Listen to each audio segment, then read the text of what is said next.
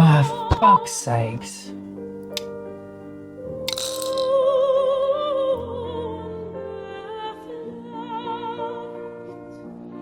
Oh, come on, you fucking idiots. So I'm still 23k, and I've had a series of unfortunate games where I've not only lost, but I've also lost while not really paying attention to Triton's basics, which is very frustrating. However, I'm probably in a better place now than I have been for a little while, certainly since that video was taken. The reason is that since that video was taken, I've relaxed a lot more with my go. I'm now just playing games for fun, I'm taking it easy, I'm not holding myself to such a high level of expectation. Instead, I'm messing about, just exploring ideas, playing with things, and it feels pretty good. So if there's anyone out there in a similar boat to me where you're trying to play the basics and it's just not really working out for you, don't worry, you're not alone. I think it's important to recognize that when someone like Triton plays basics, it's basics with like a decade of experience behind it. The ability to read the board, read board positions, and then play exactly the right move. I mean, I just screw up. I screw up a lot. Like, no matter how much I try to apply basics, I just can't do it very well. Fuck's sakes. But I feel a lot more relaxed about that now than I was. I have reasonable expectations of myself and my rate of development.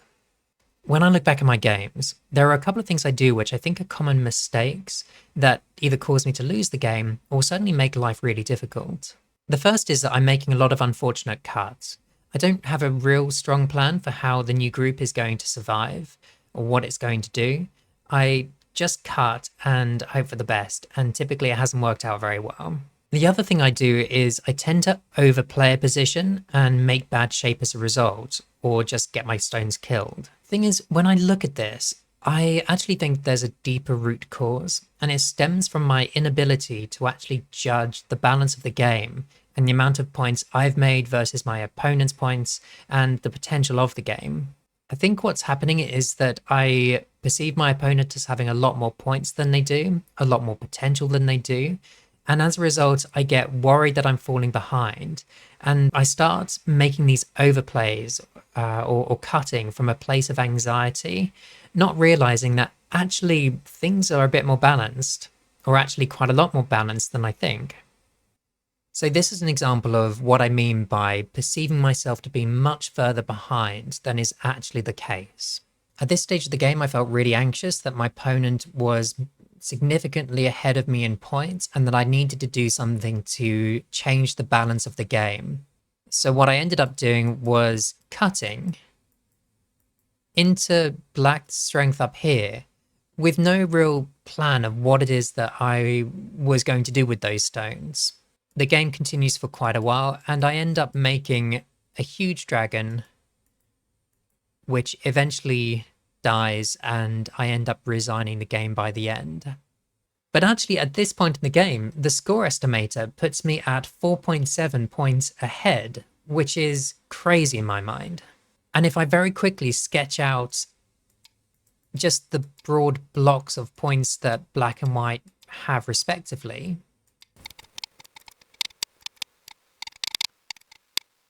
actually, by the end of the game, Black has 7.9 points more than I do, which again is crazy.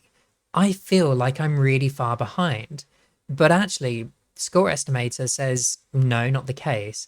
And when I look at those points, actually it's a really close game. It would be really easy for me to gain more than 7.9 points through the progression of the game. So I didn't need to do any crazy cutting. I didn't need to create a whole bunch of problems for myself. I just needed to play much more solidly, focus on the game, not feel anxious, and instead, I don't know, I think I could have won this game quite comfortably. This game is another example of what I mean by playing anxiously. So you can see with the top left-hand corner that my opponent, who is white, hasn't finished off the Joseki by playing e16. So I play that, which I think is a really good idea, and my opponent extends at f17. So I respond by extending at f16, and I do so because I'm really anxious about maximizing my points, minimizing my opponent's points, and therefore I want to keep my opponent as low as possible. However, all I've done is driven myself into a Harney at the head of 2, and also given my opponent this lovely tiger's mouth. So this is the position at the end of the game, and you can see how that tiger's mouth formed the basis for my opponent encroaching straight into my territory and squashing my left-hand corner right down. Just not good. I've experimented with taking g16 for myself, again trying to pursue that idea of keeping my opponent as low as possible, but it just doesn't seem to work out well for me. I don't know, like, maybe this is a good result, I'm not too sure. I just think I haven't really maximized the potential of my opponent's mistake. I actually think the less anxious move, and the move which I think is probably consistent with opening theory made easy, is to play this diagonal. I don't know for sure. Again, I'm not such a strong player that I can really call it. But I think this is a better result for black. We end up having a much stronger corner. It's quite a big corner. Fundamentally, it definitely works out better than the previous game where I had that cut and allowed my opponent to just tear through my shape. So I'd welcome your thoughts on this. But again, I think it is an example where anxiety is causing me to try and maximize my points, when actually there were much more balanced and nuanced moves that would have set me up well for later on in the game. There are two other things I just want to comment on before ending this video. The first is that I've actually stopped playing Go quite so much. I was previously trying to play a game of Go every day, but I'm not sure that was necessarily helping me to improve. What I found was that I wasn't really doing much studying, and the studying that I did, as soon as I started playing Go, it just went out the window and I was making the same mistakes and playing the same way.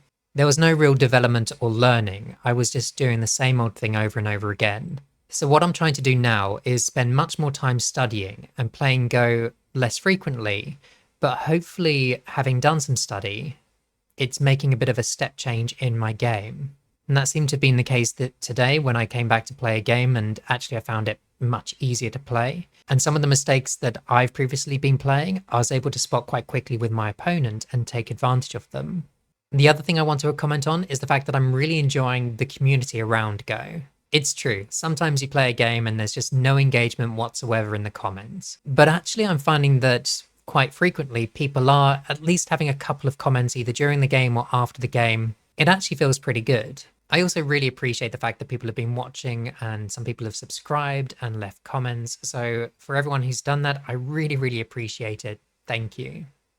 One of the things I'm taking away from this is that I want to be a positive contributor to the Go community. So I'll always say hello. I'll always try and drop in the odd comment during the course of the game just to congratulate my opponent if they do something really good or whatever it is. And the other thing I'm doing is at the end of every game, I'm trying to look back, identify things that I think are of note, and then just dropping a couple of comments into the comments section. I feel like it's a nice way to acknowledge that my opponent and I have played a game and we've had this shared experience. So why not just acknowledge that and, I don't know, reach out across the void and make a connection, no matter how brief and tentative. Anyway, that's it for today. Just a quick update, a couple of comments on how things are going. And yeah, good luck to everyone else who's in the similar boat to me. And I hope your game improves and you're enjoying yourself. Take care and I'll see you on the next video.